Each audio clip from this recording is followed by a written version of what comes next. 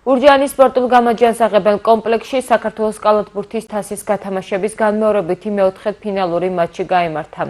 ადგილობრივმა დელტამ ბათუმი მიიღო და დაძაბულ დაპირისპირებაში 2 ქულის სხვაობით დაამარცხა, თუმცა ვინაიდან ამ გუნდების პირველი შეხვედრაც 2 ქულიანი უპირატესობით დასრულდა, საჭირო გახდა ოვერტაიმი, სადაც მასპინძლებმა შანსი არ დაუტოვეს მეტოქეს და 13 ქულის სხვაობით გაიმარჯვეს. მატჩის ყველაზე შედეგიანი კალათბურთელები დელტას ლეგიონელი ჯორდან სუოპშაირი და საბა ლობჟანიძე იყვნენ, რომელთა ანგარიშიც შესაბამისად 30 და 19 ქულა არის. ნახევარფინალში ჩვენი გუნდის მეტოქე ქვეყნის მოქმედი ჩემპიონი და სუპერლიგის გათამაშების ერთ-ერთი ლიდერი თბილისის სახელმწიფო უნივერსიტეტის გუნდი იქნება. როგორც მოგეხსენებათ, გავმართეთ მატჩი ბათუმთან. შეგახსენებთ, რომ იქ წაგებული ქონდა 2 ქულის სხვაობით, თუმცა მოახერხეთ და აქ ასე ვთქვათ რევანში ავიღეთ.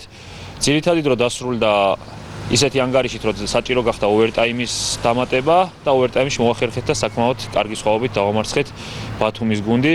ეხლა 2 სიტყვით ვიტყვი, კვირას გვაქვს სუპერლიგის მატჩი ამრასთან და ავიც კარგი იქნება თუ მაყურებელი დაგვესწრება და მოვა ბევრი ხალხი და უგულშემატკივრებთ ჩვენ გუნდს, იმიტომ რომ გჭირდება გვერდში დგომა.